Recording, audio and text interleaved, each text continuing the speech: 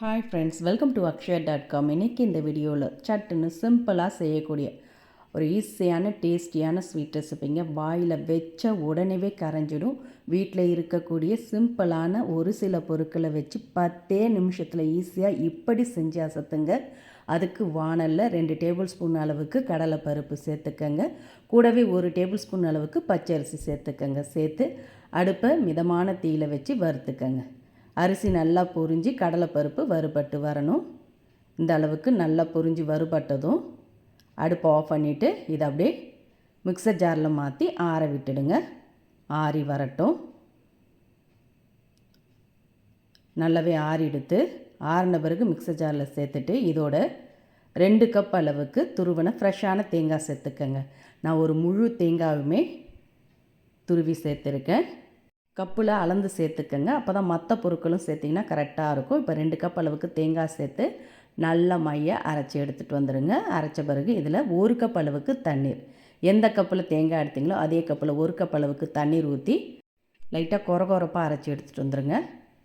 ரொம்ப நைஸான பதத்துக்கு இல்லாமல் இது மாதிரி லைட்டாக கொரகொரப்பாக இருந்தால் தான் சாப்பிட நல்லா சுவையாக இருக்கும். இது அப்படியே இருக்கட்டும். இப்போ சாஸ் பேனை சூடு பண்ணியிருக்கேன். அதில் 2 கப் அளவுக்கு பொடிச்ச வெல்லம் சேர்த்துக்கங்க. 2 கப் தேங்காய் எடுத்தோம், அதே கப்பில் 2 கப் அளவுக்கு பொடிச்ச வெல்லம், 1/2 கப் அளவுக்கு தண்ணீர் அளந்து ஊற்றிக்கங்க. வெல்லம் முழுகிற அளவுக்கு தண்ணீர் ஊற்றி கலந்துக்கங்க. பாகுப்பதெல்லாம் தேவையில்லை. வெல்லம் கரைஞ்சி நல்லா கொதி வந்ததும் அடுப்பை ஆஃப் பண்ணிவிட்டு இறக்கிக்கங்க. இப்போ வெல்லம் கரைஞ்சி நல்லா கொதி வந்திருக்கு. இதை அப்படியே இறக்கி வச்சுடுங்க. இப்போ செய்யறதுக்கு அடிக்கனமான கடாய் இல்லை நான்ஸ்டிக் கடாய் எதுவாக இருந்தாலும் எடுத்து சூடு பண்ணிக்கங்க. அதில் 3 டேபிள் ஸ்பூன் அளவுக்கு நெய் ஊற்றிக்கங்க. இந்த ஸ்வீட் ரெசிபி செய்யறதுக்கு வெறும் 3 டேபிள் ஸ்பூன் நெய் சேர்த்திங்கன்னா போதும். இப்போ நெய் சூடானதும் இதில் கொஞ்சமாக பாதாம், முந்திரி, உங்கள் தேவைக்கு ஏற்ப நட்ஸ் கூடுதலாகவோ கம்மியாகவோ சேர்த்துக்கலாம். இப்போ நட்ஸ் ஓரளவுக்கு பொன்னிறமாக செவந்ததும் இதை அப்படியே ஒரு பவுலில் மாற்றி எடுத்து வச்சுக்கோங்க. கடைசியாக சேர்த்துக்கலாம். இது மாதிரி குட்டி பவுலில் மாற்றி எடுத்து வச்சுக்கோங்க. இப்போ அதே நெய்யில் நம்ம கரைய வச்ச வெள்ளைக்கரைசல் அதை அப்படியே வடிகட்டி சேர்த்துக்கங்க. வெள்ளத்தில் மண் தூசு இருந்ததுன்னா வடிகட்டியில் தங்கிடும். இது மாதிரி வடிகட்டி சேர்த்துட்டு அடுப்பை லோ ஃப்ளேமில் வச்சுட்டு நம்ம அரைச்சி எடுத்த தேங்காய் விழுதை சேர்த்துக்கங்க. நல்லா மிக்சர் ஜார்லேருந்து ஒட்டை வழித்து விட்டு சேர்த்துக்கங்க. எக்ஸ்ட்ரா தண்ணீர்லாம் சேர்க்க வேண்டியதில்லை. இப்போ அடுப்பை லோ ஃப்ளேமில் வச்சு கலந்திங்கன்னா நல்லா கட்டிப்படாமல் ஈவனாக கலந்து வரும். நல்லா கலந்து வந்த பிறகு அடுப்பை ஹை ஃப்ளேமில் வச்சு கைவிடாமல் கலந்து விடுங்க. 2 நிமிஷம் கலந்து விட்டிங்கன்னா போதும். நல்லா கொஞ்சம் வெந்து திக்கான பதத்துக்கு வரும். பாருங்கள், இது மாதிரி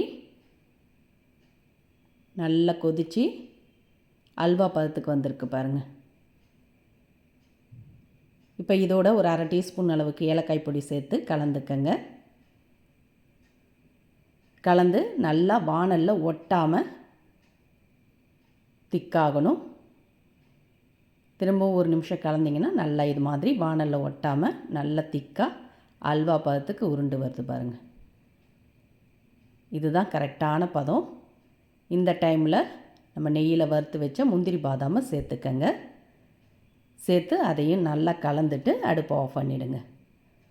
ரொம்ப சிம்பிளாக ஈஸியாக செஞ்சிடலாம். வீட்டுக்கு யாருன்னா கெஸ்ட்டு வந்தாலும் இதை நீங்கள் ஈஸியாக செஞ்சு கொடுக்கலாம். விசேஷ நாட்களிலும் இதை நீங்கள் செஞ்சு நெய்வேத்தியமாக வச்சு படைக்கலாம். தேங்காய் வச்சு இது வரைக்கும் இவ்வளவு சுவையாக ஒரு அல்வா ரெசிபி செஞ்சு சாப்பிட்டு இருக்க மாட்டீங்க. கண்டிப்பாக இதே மாதிரி இதே அளவுகளோட ஒரு தடவை ட்ரை பண்ணி பாருங்கள். இனி அடிக்கடி செய்வீங்க. தேங்காவோட கடலைப்பருப்பு அரிசி வறுத்துட்டு சேர்த்ததுனால ரொம்ப கூடுதல் சுவையோட அடிப்பொலியாக இருக்கும்.